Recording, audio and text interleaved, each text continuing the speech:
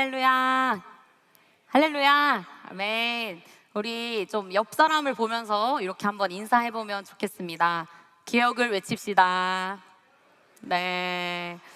오늘 딱 이 시리즈 설교의 시작과 맞먹게 무대도 굉장히 개혁을 많이 했습니다. 네, 이 화려한 무대에 저 같은 자를 세워주신 하나님께 너무 감사드리고요.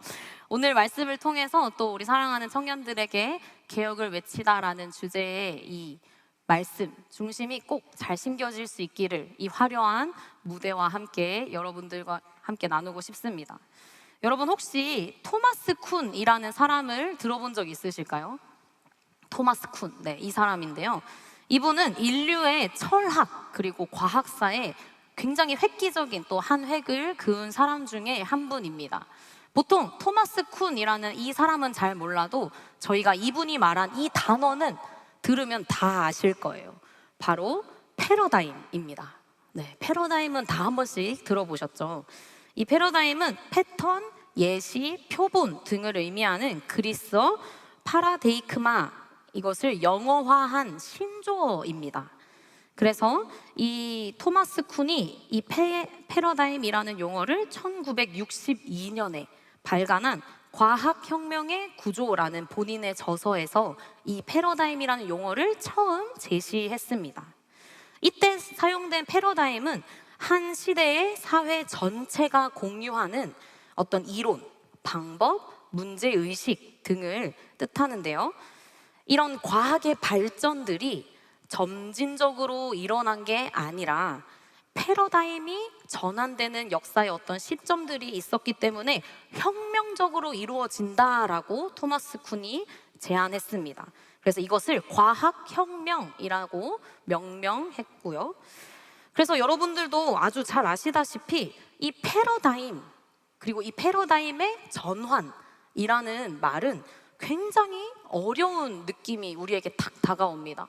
보통 우리가 가지고 있는 이 기존 사람들 모두가 공통적으로 갖고 있던 세계관이나 어떤 가치관들을 완전히 부수고 새로운 기준, 새로운 표본을 받아들여야 하는 일이기 때문에 어떤 기사 제목에서 패러다임의 전환이 일어났다라고 하면 굉장히 획기적인 발명, 이런 것들을 수식할 때 저희가 이런 표현을 사용합니다. 너무나 어려운 일이지만 그럼에도 역사 가운데에는 이런 패러다임이 전환되는 중요한 시점들이 있는데요. 예를 들면 산업혁명도 있었고, 또 가장 최근에 우리 모두가 경험한 패러다임의 전환이 있죠. 코로나19. 네, 우리의 완전 세계와 사고, 생각이 바뀌었던 그런 시기들이 있습니다. 자, 그렇다면 성경 속에서 대표적인 이런 패러다임의 전환의 사건이 뭐가 있을까라고 떠올려 봤을 때 저는 오늘의 오순절 성령 강림 사건을 꼽고 싶습니다. 오순절 성령 강림 사건, 저희가 오늘 읽은 본문 사도행전 2장의 사건이 얼마나 놀라운 사건이냐면요, 성령님이 처음으로 아주 크게 드러나게 된 장면입니다. 사실 이 전까지는 성령이라는 존재, 하나님의 영이라는 존재가 그렇게 성경에서 많이 드러나지 않아요. 심지어 구약 성경에서 성령님의 모습은 일시적이기까지 합니다. 그냥 단기간, 짧고 굵게 팍팍팍 이런 식으로 성령님이 구약 시대에는 등장해요.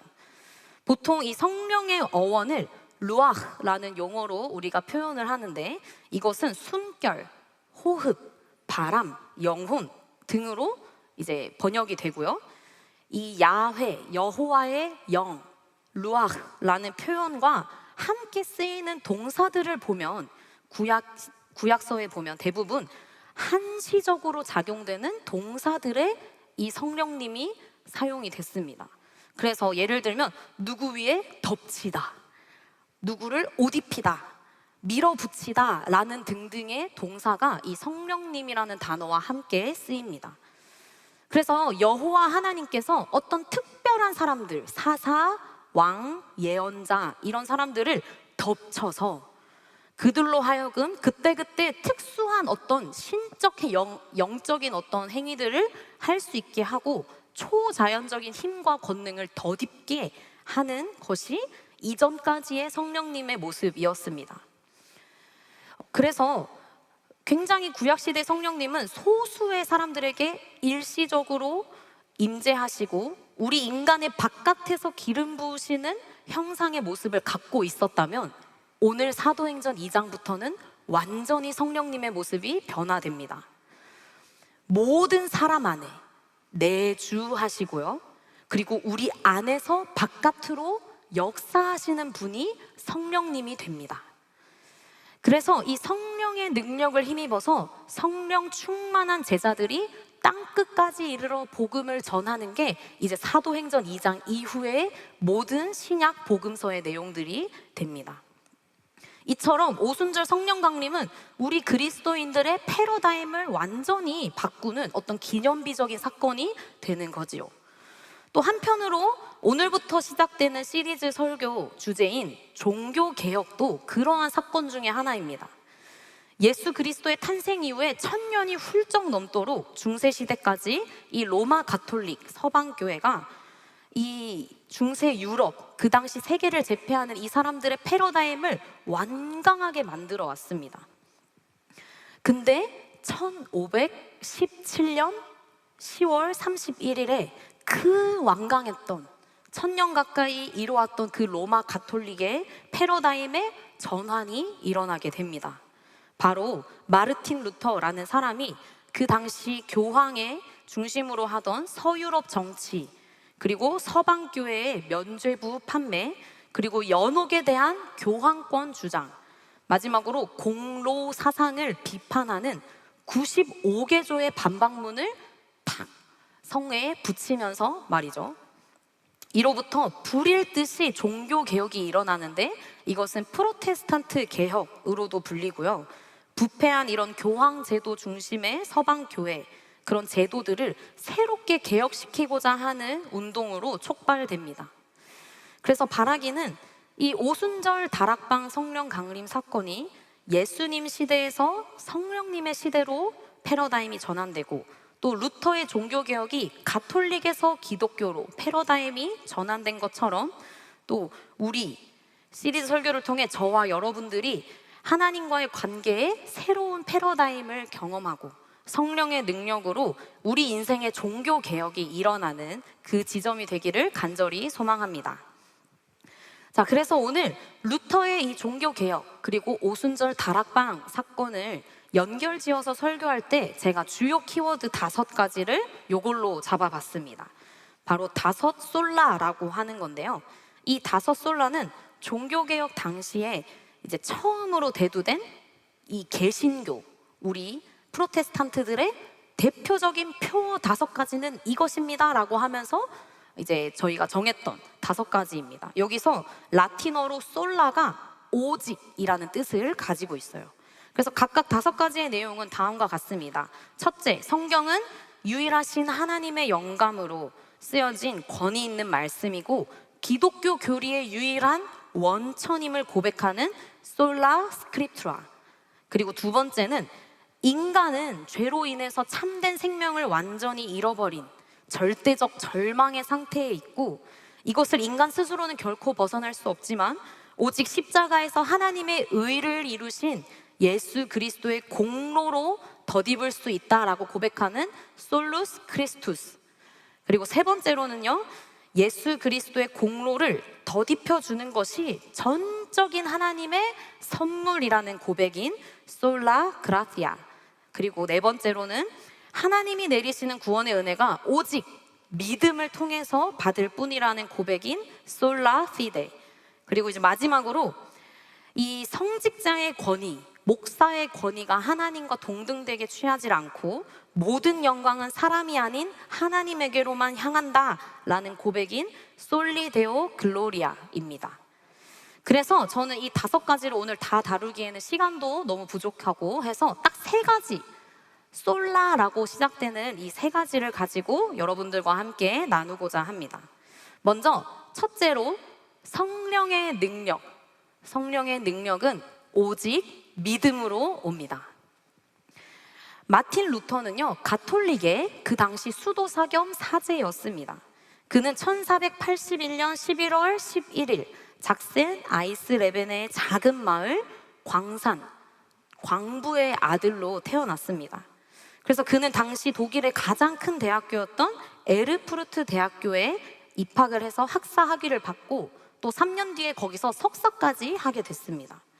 자, 그래서 석사 학위를 마치고 이제 고향에 찾아가려고 부모님께 가고 있는데 엄청나게 큰 뇌우, 막 강풍과 모든 비바람과 번개, 그런 뇌우를 경험했다고 해요. 그래서 너무 그 뇌우가 크니까 내가 이제 죽겠구나 라는 생각을 했다 합니다.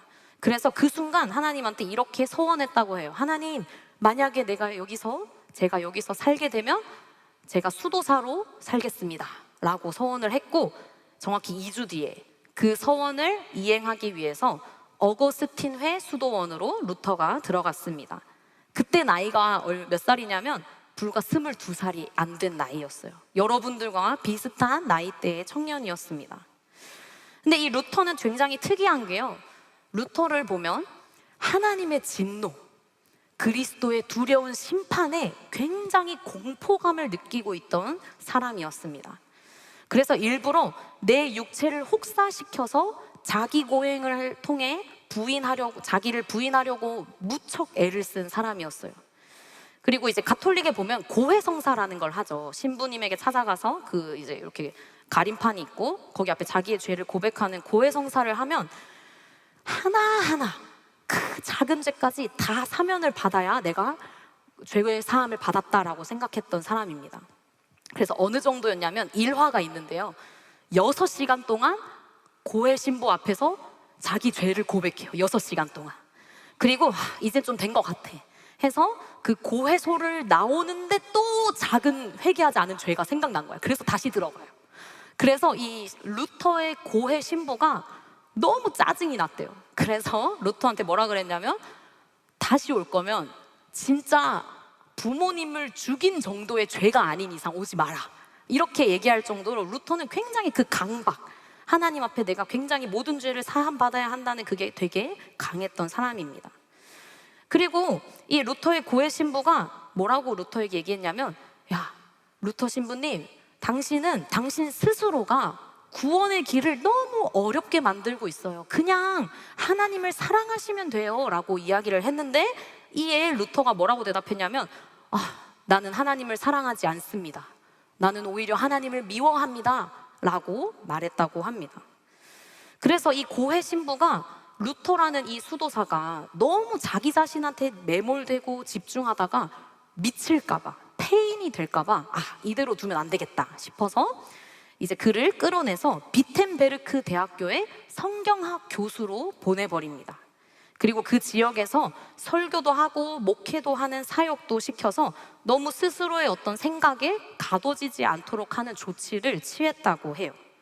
그래서 루터가 1513년도부터 시편이나 바울의 서신서 등을 이제 대학교에서 강의를 하기 시작합니다. 이제 그러다가 그리스도의 순환, 특히 나의 하나님, 나의 하나님, 어찌하여 나를 버리셨나이까? 라는 그 예수님의 그 말에 이 루터의 인생이 탁 하고 부딪힌 거예요. 지금까지 루터는 예수 그리스도 하면 위험하고 준엄한 두려우신 하나님의 재판관으로만 생각했는데, 그가 십자가에서 버림받은 아주 낮고 낮은 자의 모습으로 있었다는 것을 말씀을 통해 깨닫게 된 겁니다. 그래서 그 십자가에서 두려우신 하나님의 진노, 그럼에도 우리를 사랑하시는 하나님의 사랑이 역설적이게 만나게 되는 것을 보면서 인간에게 필요한 건 믿음이구나 라는 것을 깨닫게 됩니다. 그래서 나 스스로에게 의지하던, 내가 내 힘으로 고행하고 죄를 용서함 받기 위해 애쓰려던 것을 다 버리고 믿음과 신뢰로 하나님의 선하심을 받아들이는 것, 그것만이 인간에게 필요하다라는 것을 루터가 깨닫게 된 것입니다. 그래서 사도 바울이 로마서에서 하박국 선지자의 글을 인용해서 오직 의인은 믿음으로 말미암아 살리라 라고 한 것도 그제서야 루터가 이제 이해하고 깨달은 거예요. 이 통찰과 깨달음으로 인해서 루터는 완전히 인생의 패러다임이 변화했습니다. 그리고 하나님 앞에서 온전한 자유를 누릴 수 있었어요. 이신칭의, 믿음으로써 의롭다 칭한다 라는 이 교리의 발견은 그 당시 중세교회 가운데 있던 공로사상, 내 행위, 내가 고행을 하고 내가 죄사함을 받기 위해서 고해 신부에게 가서 고해 성사를 하고 나의 육체를 혹독하게 다듬으려고 했던 그 모든 것들, 그 공로로 우리가 구원받는 게 아니라 오직 의인은 믿음으로 말미암아 살리라 라는 이 사상을 주면서 패러다임에 굉장한 충격을 주게 됩니다. 오순절의 사건 역시도 이러한 믿음으로 인해서 성령의 역사가 시작되었음을 우리가 알 수 있습니다. 예수 그리스도께서 이 땅에 오셔서 공생애로 함께 하시고 또 십자가에서 죽으시고 부활하신 이후에 예수님이 40일 동안 부활하신 몸으로 제자들과 함께 있으실 때 제자들한테 약속하신 게 있어요. 그 말씀이 어디냐면 사도행전 1장 3절에서 5절까지 말씀입니다. 우리 다 같이 함께 읽어보겠습니다. 시작. 그가 고난 받으신 후에 또한 그들에게 확실한 많은 증거로 친히 살아계심을 나타내사 40일 동안 그들에게 보이시며 하나님 나라의 일을 말씀하시니라. 사도들과 함께 모이사 그들에게 분부하여 이르시되 예루살렘을 떠나지 말고 내게서 들은 바 아버지께서 약속하신 것을 기다리라. 요한은 물로 세례를 베풀었으나 너희는 몇 날이 못되어 성령으로 세례를 받으리라 하셨느니라. 아멘. 바로 예수님이 승천하시기 직전에 제자들에게 하신 약속이 뭐냐면 예루살렘을 떠나지 말고 내가 하늘로 올라간 뒤에 보혜사 성령님을 보낼 건데 그 약속하신 성령을 받을 때까지 너희는 기다려라 라는 명령을 하셨습니다. 그래서 예수님이 정말 말씀하신 대로 하늘로 승천하신 후에 이 제자들이 그 약속을 믿음으로 순종한 모습이 또 동일하게 1장 14절에서 15절 상반절에 있습니다. 우리 같이 읽겠습니다. 시작. 여자들과 예수의 어머니 마리아와 예수의 아우들과 더불어 마음을 같이하여 오로지 기도에 힘쓰더라. 모인 무리의 수가 약 120명이나 되더라.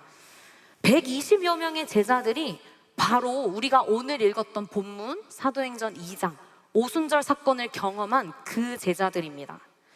이 사람들이 성령 강림이라는 완전히 지구 역사상 이전에도 없고 이후에도 없을 그 패러다임을 경험하게 된 것은 다른 어떤 이유도 아닌 예수 그리스도의 그 명령을 순전하게 믿는 믿음 때문이었습니다. 그래서 루터가 경험한 이신칭의, 믿음으로써 이들은 완전히 새로운 시대를 여는 주역들로 사용된 것입니다. 그래서 성령의 능력은 오직 믿음으로 오게 되는 줄을 우리가 말씀을 통해 깨달을 수 있습니다. 그리고 두 번째로 성령의 능력은 오직 은혜에 있습니다. 루터가 종교개혁 95개조 반박문을 쓸 당시에 가장 크게 대두되었던 그 당시 사회의 문제점이 뭐였냐면 교회의 부정부패였습니다. 그 중에서도 악명 높았던 게 아마 한 번쯤은 다 들어보셨을 면죄부의 판매, 면죄부의 오남용입니다. 이게 너무너무 긴 스토리가 있는데 딱 이 루터 시대의 부분만, 배경만 설명을 하자면 그 당시 루터가 사는 지역에 알베르트라는 주교가 내가 더 높은 자리에 올라가고 싶어서 거액의 돈을 빌려가지고 그 당시 교황에게 로비를 했습니다. 그러니까 이제 교황이 마음에 쏙 들겠죠. 그래서 교황이 그 돈을 갚을 수 있도록 자신의 영지에 8년 동안 면죄부를 팔 수 있는 권한을 줘요. 그래서 그때 면죄부를 많이 팔아야 내가 가지고 있던 빚을 청산할 수 있겠죠. 그래서 그때 알베르트가 이 면죄부를 뭐라고 설명하냐면 죄 자체도 사면해주고 장래에 죄를 짓는 자들도 사해주는 아주 특혜를 가진 면죄부다라고 판매를 시작합니다. 그래서 길을 가다 보면 이제 사제들이 종을 이렇게 딸랑딸랑 치면서 뭐라고 외치고 다녔냐면요, 이렇게 얘기했습니다. 동전이 상자에 짤랑하고 떨어지는 순간 영혼이 연옥을 벗어납니다. 그래서 마르틴 루터가 이걸 보면서 납득할 수도 없고 도저히 이제 참을 수가 없는 거예요. 이 말도 안 되는 면죄부 이거 때문에 모든 사람들이 어떻게 그 당시 이제 가톨릭에 있는 개념인 천국과 지옥 사이의 연옥에서 벗어날 수 있는지도 말도 안 되고, 면죄부를 산다고 미래에 있는 죄까지 용서함 받는 게 말도 안 되기 때문에 1517년 10월 31일에 비텐베르크 성 교문에 95개조의 반박문을 붙이게 됩니다. 결국 구원이라는 것이 인간의 어떤 공로가 아니라, 행위가 아니라 하나님의 선적인 선물이다, 은혜다라는 것이죠. 그래서 천국을 가기 위해, 어떤 연옥이라는 데를 벗어나기 위해서 면죄부를 사는 행위가 말이 되지 않는다라는 것을 그 당시 사람들에게 알리면서 패러다임의 변화를 또 가져온 것입니다. 또 한편으로 오순절 성령 강림 사건 역시 예수님 그리스도의 그 약속을 믿은 믿음, 그거 하나 때문에 은혜를 값없이 선물로 받은 것임을 우리가 기억해야 합니다. 그 당시 모여있던 제자들이요, 성령을 받은 게 그 사람들이 막 다 국회의원이고 부자고 대단하고 어떤 업적을 이루어서가 아닙니다. 오직 예수님의 그 말씀을 믿고 함께 모여서 기도했습니다. 그랬는데 약속하신 보혜사 성령님이 정말 은혜로, 선물로 모든 사람들에게 주어진다라는 것이죠. 그리고 특히나 이 자리에는 여성들도 있었습니다. 그 당시 남성주의적인 사회엔 걸맞지 않게 그 자리에 있던 여자 성도들, 여자 제자들까지도 모두 공평하게 주어진 하나님의 선물이었습니다. 그래서 베드로가 이 오순절 사건이 일어난 우리가 읽은 본문 직후에 요엘 선지자의 이 말씀을 인용하는데요, 우리 사도행전 2장 14절에서 18절 말씀도 저랑 여러분이 번갈아 가면서 한번 읽겠습니다. 베드로가 11 사도와 함께 서서 소리를 높여 이르되, 유대인들과 예루살렘에 사는 모든 사람들아, 이 일을 너희로 알게 할 것이니 내 말에 귀를 기울이라. 때가 제3시니 너희 생각과 같이 이 사람들이 취한 것이 아니라 이는 곧 선지자 요엘을 통하여 말씀하신 것이니 일렀으되, 하나님이 말씀하시기를 말세에 내가 내 영을 모든 육체에 부어주리니 너희의 자녀들은 예언할 것이요 너희의 젊은이들은 환상을 보고 너희의 늙은이들은 꿈을 꾸리라. 그때 내가 내 영을 내 남종과 여종들에게 부어주리니 그들이 예언할 것이요. 아멘. 처음에 제가 얘기했듯이 구약시대 때까지 성령님은 특별한 왕, 제사장들에게만 일시적으로 머무는 분이셨습니다. 그러나 이 요엘 선지자는요, 미래에 있을 이 성령 강림 사건을 예언했습니다. 모든 육체, 남녀노소를 가리지 않고, 심지어는 신분의 차이도 넘어서는 미천한 종들도 하나님께서 성령을 부어주실 것이라는 오늘 이 약속의 성취를 예언했습니다. 이것은 전적인 하나님의 은혜입니다. 우리의 나이가 많거나 어리거나, 아니면 심지어는 종의 모습, 아주 가난하고 별것 아닌 보잘것없는 모습을 하고 있을지라도 보혜사 성령님은 예수 그리스도를 주로 믿고 시인하는 자들에게 값없이 주어지는 하나님의 선물입니다. 그리고 그 성령님께서 우리에게 능력을 주셔서 하나님의 일들을 하게 합니다. 자, 그리고 마지막으로 성령의 능력은 오직 성경을 통해 각 사람에게 맞게 나타납니다. 이제 첫 번째와 두 번째는 오직 믿음, 오직 은혜로 성령의 능력이 우리에게 온다는 것인데, 저는 사실 이 세 번째 거를 더 강조하고 싶었습니다. 루터의 종교개혁 이후에 그에게는 많은 논란이 있었고 신변의 위협도 굉장히 많았습니다. 그래서 결국 루터는 어떻게 되냐면 가톨릭 교회로부터 이단 판정을 받습니다. 그리고 사제로서의 모든 권한, 모든 것들을 파문당하게 됩니다. 그래서 바르트부르크 성에 은신하던 루터가 이 기간에 아주 위대한 업적을 남기는데요, 뭐냐면 신약 성경을 독일어로 번역하게 된 것입니다. 그 당시에 로마 가톨릭 교회는 라틴어 성경만을 인정했기 때문에 소수의 귀족들이나 아니면 성직자들만 성경을 읽을 수가 있었습니다. 왜냐하면 라틴어를 모르니까, 우리가 쓰는 언어가 아니니까 일반 평신도분들은 성경을 가질 수도 없고 읽을 수도 없었어요. 물론 그 당시 중세시대는 문맹률이 굉장히 높기도 했지만 이 성서가 라틴어로만 쓰여진 게 너무나 큰 의미를 차지해서 일반 사람들은 성경을 읽을 수가 없었습니다. 그래서 여러분이 혹시 유럽 여행을 가보시면 유럽의 성당들이 엄청 화려하죠. 저도 마드리드 갔었을 때 뭐 바르셀로나에 있는 파밀리아 사그라다 이런 데 가면 와, 조각품들이 막 살아 움직일 것 같고 안에 스테인드 글라스로 막 빛 비쳐 들어오면 막 황홀한 느낌이 드는 그런 식의 작품들이 유럽에 많은 이유가 뭐냐면 성도들이 성경 말씀을 읽지를 못하니까 그런 그림이나 조각들을 보고 하나님을 알고 말씀을 기억하게 하려는 의미가 그 당시 유럽에 있었습니다.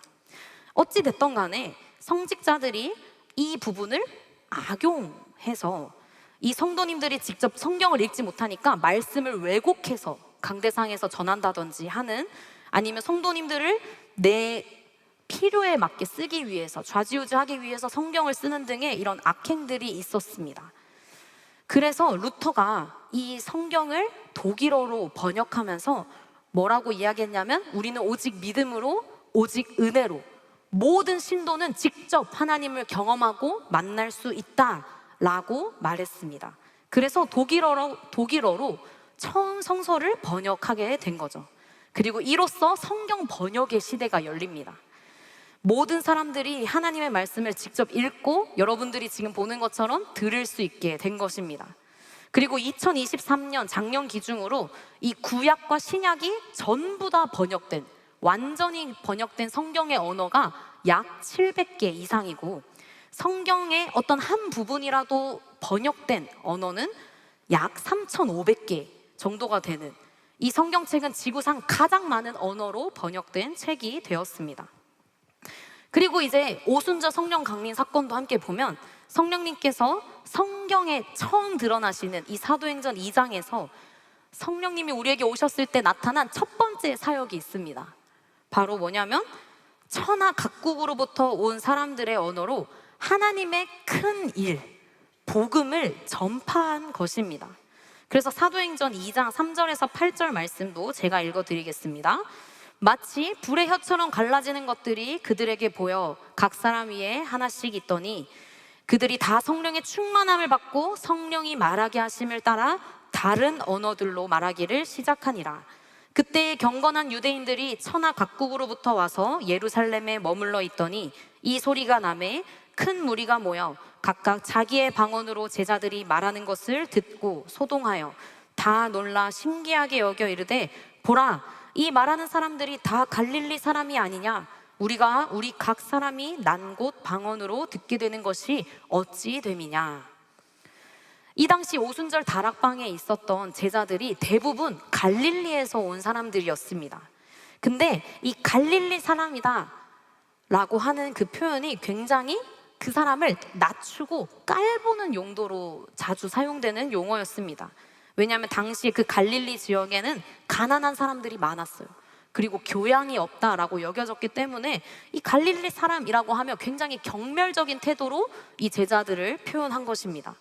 그래서 요한복음의 나다나엘도 예수님이 갈릴리 나사렛 사람인 것을 보면서 야, 나사렛에서 무슨 선한 것이 나와 라고 말했던 것도 이런 비슷한 맥락입니다. 그런데 이런 갈릴리 사람들이 갑자기 막 외국어로 말을 하기 시작하는 거예요. 배운 것도 없고 가난하고 정말 교양도 없는 사람들인데 외국어로 갑자기 막 말을 하기 시작하니까 사람들이 너무너무 놀라고 기이하게 여겼다라고 말씀에 나와 있었습니다. 특히 이 오순절을 기념하기 위해 이곳에 모였던 제자들은 사람들이 종교적으로는 유대인들이지만 대부분 다른 나라에서 태어났어요.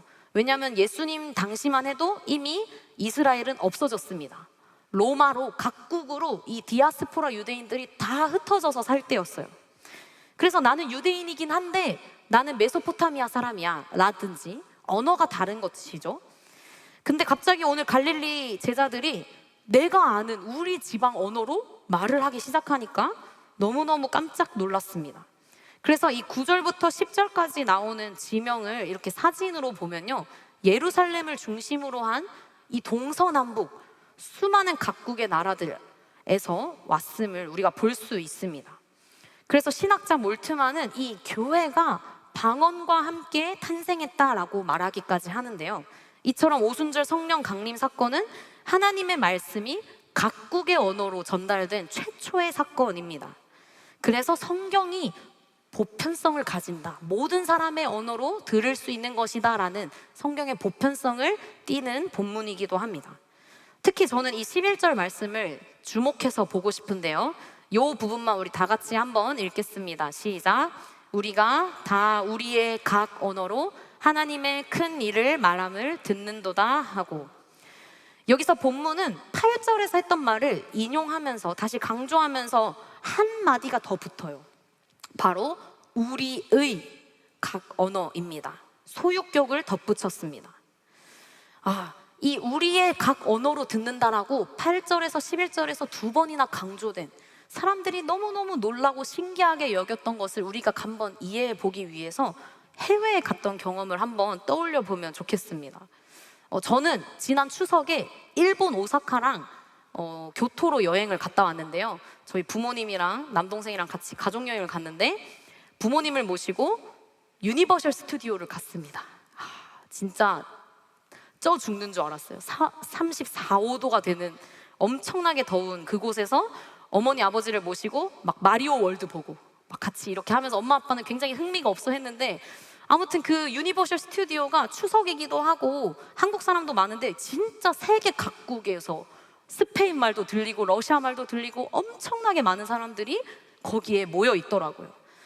근데 어쨌든 막 사람들 많고 너무 시끄러워서 막 잘 들리지도 않고 한데, 어떤 사람이 옆에서 한국어를 쓰면 귀가 쫑긋 갑니다. 보통 우리 해외여행을 가면 그렇죠? 막 갑자기 유럽에 있는데 한국 사람들이 막 사진 좀 찍어주실 수 있으세요?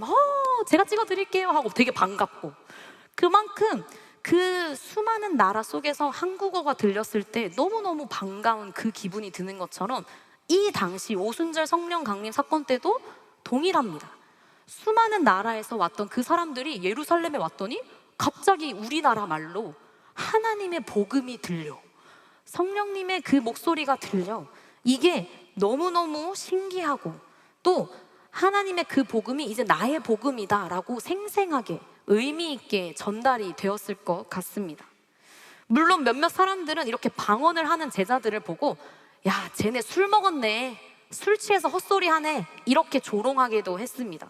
하지만 이후에 2장 41절에서 베드로가 했던 그 설교를 통해서 이 날에만 예수 그리스도를 구주로 영접한 유대인 그 신도의 수가 몇 명이냐면 3,000명입니다. 엄청난 숫자죠. 여러분들 지금 이렇게 다 앉아 있어도 300명, 400명 되거든요. 근데 우리의 10배가 되는 3,000명이 이날 회심을 했다는 놀라운 사건이 일어납니다. 그래서 이거는 사람의 힘으로 된 것이 아니라 성령의 능력으로 됐다라고 우리가 고백할 수 있게 됩니다. 그리고 이런 기적이, 놀라운 능력이 일어나기 위해서 각 사람의 언어로 하나님의 말씀이 전해진 것이 아주 큰 역할을 했다고 생각합니다. 그리고 저는 단순히 우리의 각 언어, 우리가 우리의 각 언어로 하나님의 큰일 말함을 듣는도다 할 때 우리의 그 언어가 단순히 문자적인 랭귀지에서 끝나지 않는다고 생각합니다. 왜냐하면 성령님의 능력은 인간의 언어를 초월하는 신적인 권능이고, 성경은 우리의 삶을 관통하는 하나님의 살아있는 말씀이기 때문입니다. 그래서 히브리서 4장 12절을 보면 이렇게 말씀합니다. 하나님의 말씀은 살아있고 활력이 있어 좌우의 날선 검보다도 예리하며 혼과 영과 및 관절과 골수를 찔러 쪼개기까지 하며 또 마음의 생각과 뜻을 판단하나니. 아멘. 이런 근본적인 인간의 어떤 죄악이나 본성 때문에 괴로워하던 루터가 로마서 1장 17절 말씀, 오직 의인은 믿음으로 말미암아 살리라 라는 말씀을 마주쳤을 때 그의 고통하던 모든 인생 전체, 그리고 그가 이해할 수 있는 방식과 방법으로, 그의 언어로 하나님은 말씀하신 것입니다. 그래서 여러분, 우리가 살아온 인생을 아시는 그 성령님께서 우리의 언어로, 우리가 이해할 수 있는 방법으로 말씀하시고 의미 있게 생생하게 하나님의 말씀이 우리 가운데 심겨지게 하신다는 것을 믿으시기 바랍니다. 살아있고 활력이 있는 우리 하나님의 말씀이 우리 영혼에 선포되면 우리의 생각과 그 뜻을 아시는 하나님께서 우리의 모든 패러다임을 바꾸고 변화시키시는 줄 믿습니다. 아멘. 네, 오늘 사실 설교의 주인공은 루터도 이 120여 명의 제자들도 아니고, 제가 말씀드리고 싶었던 오늘 설교의 주인공, 여러분들에게 알려드리고 싶었던 주인공은 성령 하나님입니다. 어떤 한 사람 그리고 한 시대를, 그 패러다임을 변화시킬 수 있는 힘과 능력, 그리고 우리 신앙에 있어서의 어떤 개혁을 일으킬 수 있는 그 힘과 능력이 우리에게서 나오지 않기 때문입니다. 우리 안에 계신 그 성령 하나님 때문에 우리가 이것을 할 수 있다는 것을 우리 사랑하는 청년들에게 이야기해주고 싶었습니다. 아마 여기 앉아 계신 대부분의 분들이 모태신앙이실 거예요. 그쵸? 이런 모태신앙인 분들이 어떤 특징을 가지냐면, 우리가 삼위일체 하나님에 대해서는 많이 알아요. 그치, 아빠 하나님, 아버지 하나님, 아들 예수님, 성령 하나님 있는 거 아는데, 사실은 성령님보다 하나님이나 예수님이 더 친밀하게 느껴질 때가 더 많습니다. 그래서 기도할 때도 하나님 아버지, 주님이라는 말이 우리한테는 더 익숙합니다. 그러나 여러분, 우리는요, 이 사도행전 2장, 이 성경 역사상 가장 위대한 패러다임의 전환 중에 하나인 성령 강림 이후의 시대, 성령님이 우리 안에 내주하셔서 살아가고 있는 성령 시대에 살아가고 있습니다. 하늘에 계신 우리 아버지, 우리를 위해 십자가를 짊어지신 예수님이 너무나 우리 인생에 중요한 것처럼, 사실은 우리를 도우시고 사랑하시는 그 성령님도 너무너무 중요한 분입니다. 그래서 제가 신대원에서 조직신학 교수님께 이런 얘기를 들었는데요, 여러분, 우리 신대원 전도사님들한테, 여러분, 기도할 때 성령님 하고 기도해 보세요 라고 하시더라고요. 근데 저도 모태신앙이고 거의 이제 30살 다 될 때까지 교회에서 나고 자랐는데, 생각해보니까 기도할 때마다 하나님 아버지, 예수님, 주님 이렇게 기도는 많이 했는데 성령 하나님이라고 기도는 거의 안 해본 것 같더라고요. 너무 어색하더라고요. 그래서 우리 모태신앙 청년들 중에는 또 이런 분들도 있습니다. 사실 저는 아직 구원받았는지 잘 모르겠어요. 제 안에 성령님 있는지 잘 모르겠어요. 이렇게 말하는 분들이 종종 있습니다.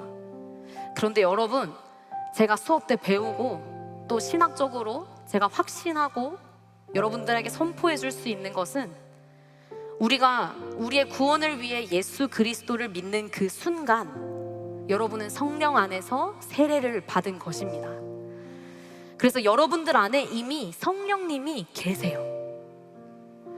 다만 그 성령님이 내 삶 속에 성령 충만의 모습으로 나타나느냐 아니냐의 차이일 뿐입니다.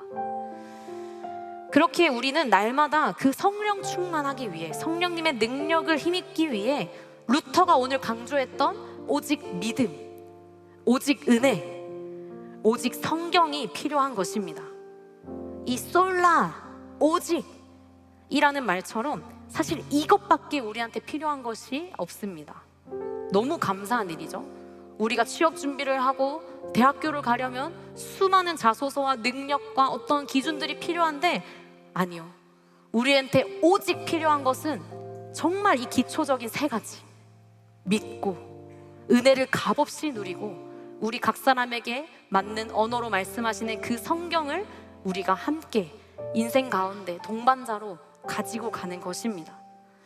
그래서 오늘 우리 청년들이 설교를 통해 진짜 내 삶에 성령님의 능력이 나타났으면 좋겠다 라고 조금은 사모하게 되는 그 계기가 됐으면 좋겠습니다. 우리의 모든 인생을 눈동자처럼 지키시고 아시고, 우리 안에 계시는 그 성령님은 우리에게 맞는 그 방식으로 말씀하실 겁니다.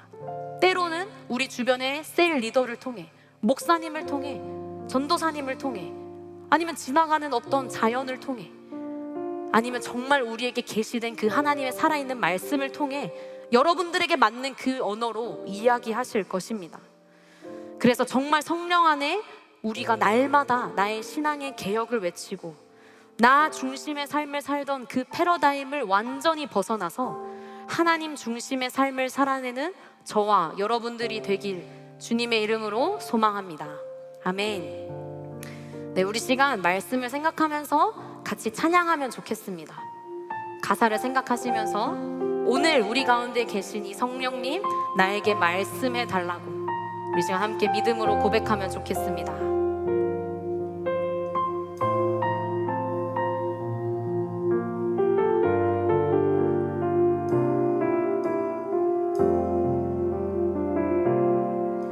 오늘 이곳에 계신 성령님 우리에게 말씀하시고 우릴 가르치소서. 닫힌 우리 마음 열어주시고 주의 빛으로 밝혀 우릴 인도하소서. 오늘 이곳에 계신 성령님 우리에게 말씀하시고 우릴 가르치소서. 닫힌 우리 마음 열어주시고 주의 빛으로 밝혀 우릴 인도하소서. 주님보다 앞서지 않고 겸손하게 주님의 말씀 기다리니 주님 손에 우리 드립니다. 사랑으로 인도하소서. 우리 처음부터 고백합시다. 오늘 이곳에 계신 성령님 우리에게 말씀하시고 우리 가슴에 손을 얹고 함께 찬양합시다. 다시 우리 마음 열어주시고 주의 빛으로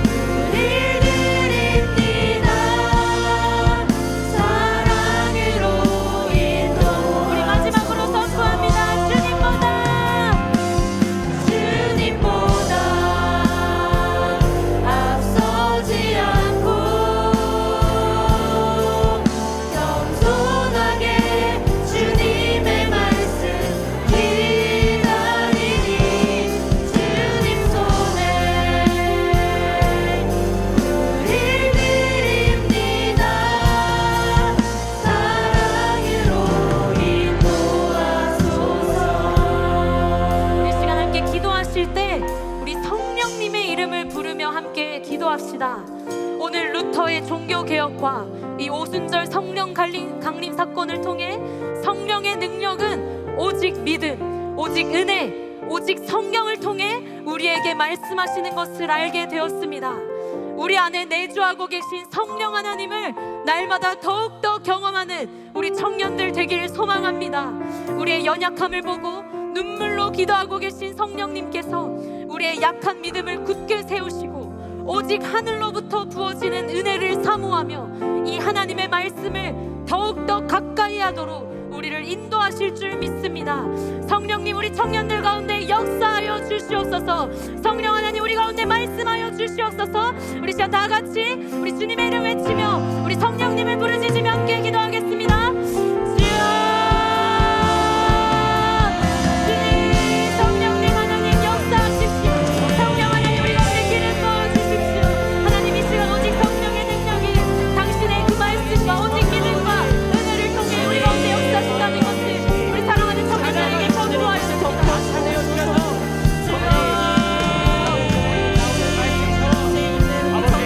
하나님, 이 시간 기름 부어주시니 그 성령 하나님 우리 가운데 말씀하여 주시옵소서. 하나님, 우리가 성령님의 이름을 부르짖으며 우리 안에 계신 그 성령님의 음성에 귀 기울이며 나아갈 때 하나님, 성령 하나님 말씀하여 주시옵소서. 우리 청년들의 모든 눈과 귀를 열어주시고 닫힌 마음을 열어주시옵소서.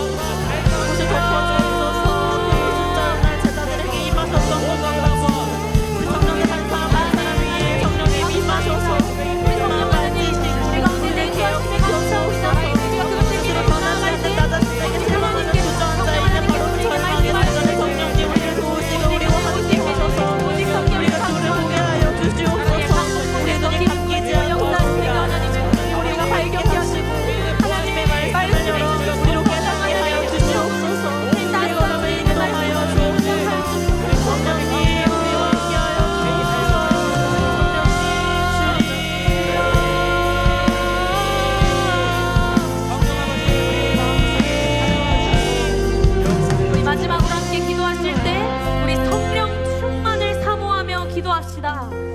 혹시 우리 청년들 중에 내가 모태신앙인데 아직 제 안에 성령님이 있는지 모르겠다고, 구원받았는지 나는 모르겠다고, 확실하지 않다고 말하는 자들이 있다면 성령 하나님, 우리의 오늘 기도 가운데 응답하시고 말씀해 주십시오. 너무 멀리 가 있어서 하나님께 나아오기 어렵다고 말하는 청년들이 있다면 하나님, 그렇지 않다고 말씀해 주시고 아직도 내 안에, 너의 그 영 안에 내가 있다고 성령님 오늘 말씀하여 주시옵소서. 그래서 우리가 더욱더 성령 충만한 삶을 살아내서 살아계신 하나님 안에 우리의 삶의 패러다임이 변화하게 하여 주십시오. 세상과 똑같은 기준으로 돈과 명예를 위해 살아가지 않고 성경이 기준된 그 삶을, 정말 영적인 개혁을 이루어내는 우리 청년들 다 되게 하여 주시옵소서. 우리 이 시간 주님의 이름 외치며 함께 기도하겠습니다.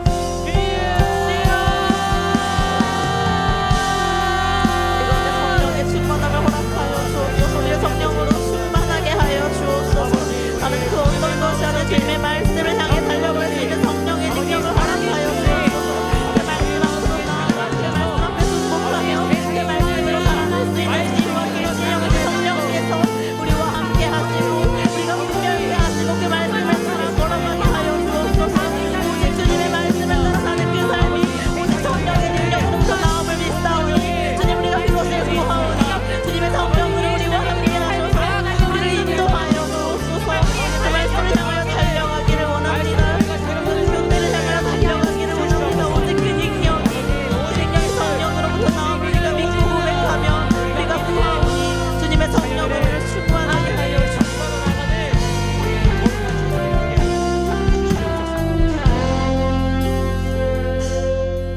로마서 8장 26절에서 28절입니다. 이와 같이 성령도 우리의 연약함을 도우시나니 우리는 마땅히 기도할 바를 알지 못하나 오직 성령이 말할 수 없는 탄식으로 우리를 위하여 친히 간구하시느니라. 마음을 살피시는 이가 성령의 생각을 아시나니 이는 성령이 하나님의 뜻대로 성도를 위하여 간구하심이니라. 우리가 알거니와 하나님을 사랑하는 자 곧 그의 뜻대로 부르심을 입은 자들에게는 모든 것이 합력하여 선을 이루느니라. 아멘. 사랑하는 성령님, 감사합니다. 우리는 마땅히 기도할 바도 알지 못하는 연약한 죄인이지만 우리 각 사람 안에 말할 수 없는 탄식과 말할 수 없는 눈물로 우리를 위해 간구해 주시는 그 성령이 있음에 감사드립니다. 성령님, 우리가 당신을 날마다 더 사랑하게 하여 주십시오. 오직 믿음과 오직 은혜, 오직 성경이라는 그 기준을 갖고 하나님과의 사랑의 교제를 나누게 하여 주시옵소서. 그리할 때 당신의 그 뜻대로 부르심을 입은 우리 광성 청년들의 삶에 모든 것이 합력하여 선을 이루어 나갈 줄 믿습니다. 우리의 삶의 패러다임이 변화할 수 있도록 날마다 나의 신앙을 개혁하며 나아갈 수 있도록 성령 하나님, 우리의 삶을 관통하시는 우리의 언어로 말씀하시고 도와주시옵소서. 감사드리며 이 모든 것 우리 주 예수 그리스도의 이름으로 함께 기도합니다. 아멘.